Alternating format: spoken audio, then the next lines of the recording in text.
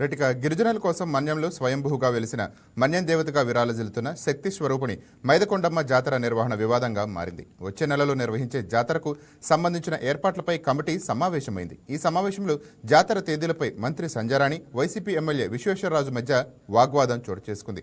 వచ్చే నెల 10, 11, 12 తేదీలు జాతర నిర్వహించాలని ఎమ్మెల్యే విశ్వేశ్వరరాజు అన్నారు.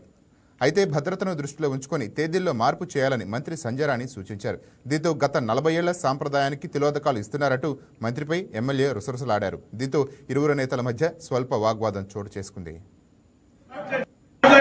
డేట్స్ ఇప్పుడు ఏదైతే 10, 11, 12 ఉందో వాళ్ళు మాట్లాడిన తర్వాతనే మనకి అన్ని మనం మాట్లాడాలి కదా. ఇప్పుడు మన అన్ని అయిపోయిన తర్వాత అన్ని డిపార్ట్మెంట్ తో మాట్లాడి లాస్ట్ డేట్ అనౌన్స్ చేస్తాం. ఇప్పుడు మనం కొత్తగా డేట్ అనౌన్స్ చేస్తారా?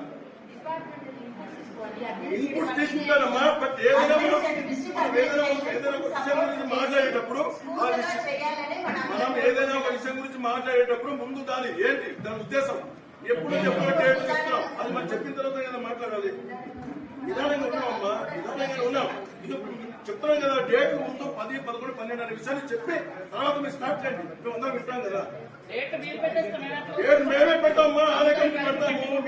పెట్టాలి లేదు ఇక్కడ అవసరమైతే పెద్దలు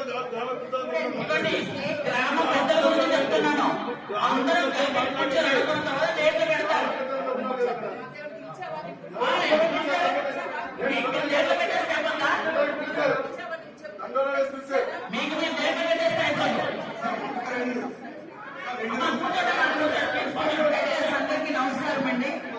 ఈ రోజు ఎమ్మెల్యే గారు చెప్తున్నారు మేము డేట్లు పెట్టుకున్నామని. ప్రజలందరూ అని అంటున్నారు.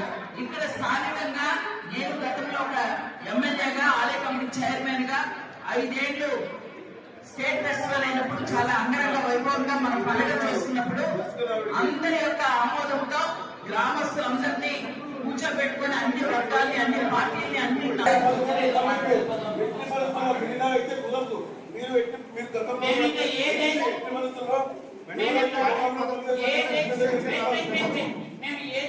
చెప్పలేదు.